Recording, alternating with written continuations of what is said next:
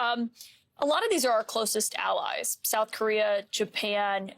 When you look at those countries and the tariffs that they're being charged, if they're calling, what would you say to those nations who may have concerns about how to lower these numbers? Well, I would say they've been doing it to us for a long time. Right?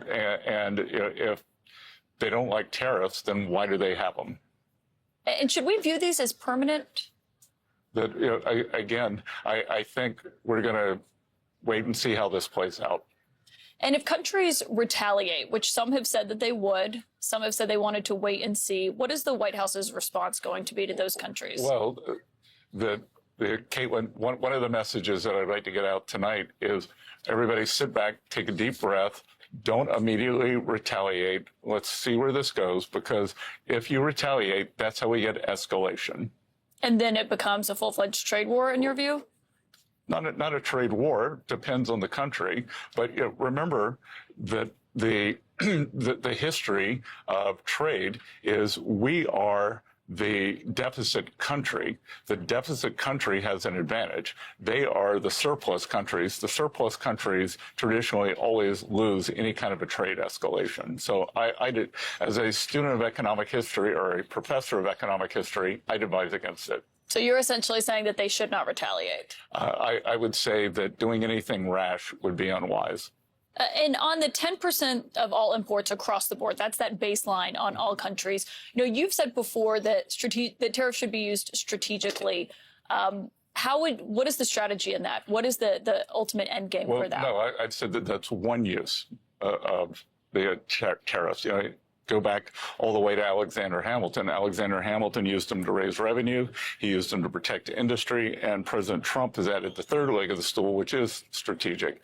So, if we are thinking about a 10% global tariff, and let's assume that we import about $3 trillion a year.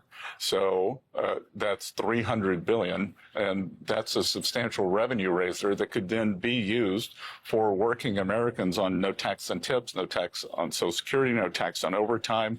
And for those buying autos, they can reduce their bills because interest on American-made cars will be tax deductible. So this is really a working class, the tariff and tax plan. And if the point of this ultimately is to get people to buy more U.S.-made products, but you are counting on that revenue, as we've seen some of your colleagues like Peter Navarro arguing how much money this could bring into the United States, in the end, wouldn't that theoretically dwindle over time if people are buying more U.S. and there's less money coming in from what's being imported into the United States? Yeah, that's a great question. And that's why in the past I've called tariff policy done properly is a shrinking ice cube, because what will happen, we will start out with high tariff income, but then as the factories come to the U.S., we will have more business income and we'll have more paycheck income because American workers will be earning. So, you would see it's a rebalancing. So we'd rebalance away from tariffs to more domestic income. But the idea that it would put a dent in the national debt then would seem not to be likely, right? Well, not at all, because for right now, we have the income that we have, and we will be adding tariff income to that. So when we get CBO scoring, the CBO scoring is not going to include any tariff income. It's not going to include any. So this is all going to be extra. So we're at this, that the other T, other than tariffs, is tax. And from here, I'll be spending most of my time on the tax deal. And we're in this strange betwixt and between on the tax deal, because there will be substantial tariff income. There will be substantial cost savings, and we're not going to get credit for either of those with CBO scoring. Well, and obviously that's why you've been having a lot of conversations with Republican lawmakers. But before I get to that in a moment, we're seeing international markets start to respond to the president's announcements. Obviously, the markets in the United States are already closed. What do you expect the stock market to look like when it opens tomorrow in reaction to this? I don't know. I don't know where it's going to trade open tomorrow. I don't know where it's going to close tomorrow. And, I think what's going to be important are the underlying economic fundamentals, because at the end of the day, Warren Buffett says in the short run, the market's a voting machine. In the long run, it's a weighing machine. Well, and we've heard some of the allies of this White House say there will be some short-term pain for Americans. I think regular people watching may say, how do you define short term? What does that look like for me and for my bottom line? What would you say to them? Well, again, I think there are two things there to unpack, Caitlin. One is on what we were doing on government spending. So we were bringing down government jobs, we're bringing down government borrowing. So this unsustainable level of government stimulus is stopping. And then on the other side, private sector jobs and private sector borrowing will take over. Those may not be perfectly matched, but we did see an increase of 10,000 manufacturing jobs last month. On the other side, when you think about especially for working Americans, could we get a price adjustment due to the tariff? Maybe, maybe not. Walmart CEO seems intent on making China or his suppliers in China eat all the tariffs. So Walmart, biggest retailer in America, 40 million people a week go in there. So, and then on the other side, once the tax bill gets through, then we will see the decrease for working Americans. So that's why part of what I've been doing up on the Hill is pushing the House, pushing the Senate, and they don't need much pushing, because I think the most undertold story in Washington these days is the level of Republican unity. Yeah, well, on that front, and we'll see what Republicans do and how that looks. Obviously, that's the president's ambitious agenda. But on, the argument of short-term pain, long-term gain, which it seems what you're arguing about the long-term, what this will look like, prices will go up for Americans in the short term, right? They could. They don't have to.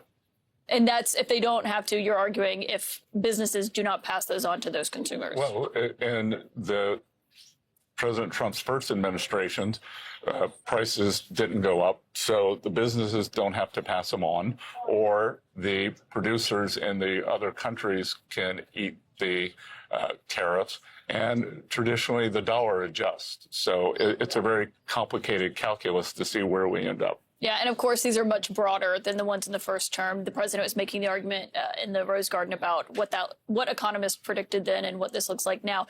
But on what you mentioned on what the president promised on the campaign trail, whether it comes to no taxes on tips or Social Security, do you envision this in a large way helping pay for that? Because sometimes that's a criticism from critics of this White House, saying that he's just using these tariffs to pay for the extension of those tax cuts. Well, for the extension of the tax cuts or the new no tax on tips, no tax on Social Security, no tax on overtime and auto deductibility. And look, what's wrong with that? That if we take the 10% ring around the globe tariff, that if there's a currency appreciation, if the producers eat a portion of it, and then there's a slight price adjustment, on the other side, you have all four of those things happening for working Americans. At the end of the day, we could imagine that their real after-tax purchasing power has substantially increased. And we'll see what that looks like. But on just this overall, you're coming into this, some people say, most Americans, I feel pretty good about where the economy was when President Trump took office. We saw the stock market rally. Do you have any concerns that this announcement will put that in jeopardy for Americans? Well, first of all, Caitlin, I would back up because, out on the campaign trail and for the previous year, I called it the steroid economy. It looks great on the outside. You're kind of big, muscular in this, but on the inside, it's killing your internal organs. And what was happening was we were heading for a financial crisis. We were at 6.7% deficit to GDP, which we've never had when we weren't at war, weren't in recession. And no matter what, we were going to have to put the brakes on that. So that as we bring that down, I'm feeling pretty good about averting the crisis and getting to the other side of this. Secretary Bessent, thank you so much for your time. Good to see you.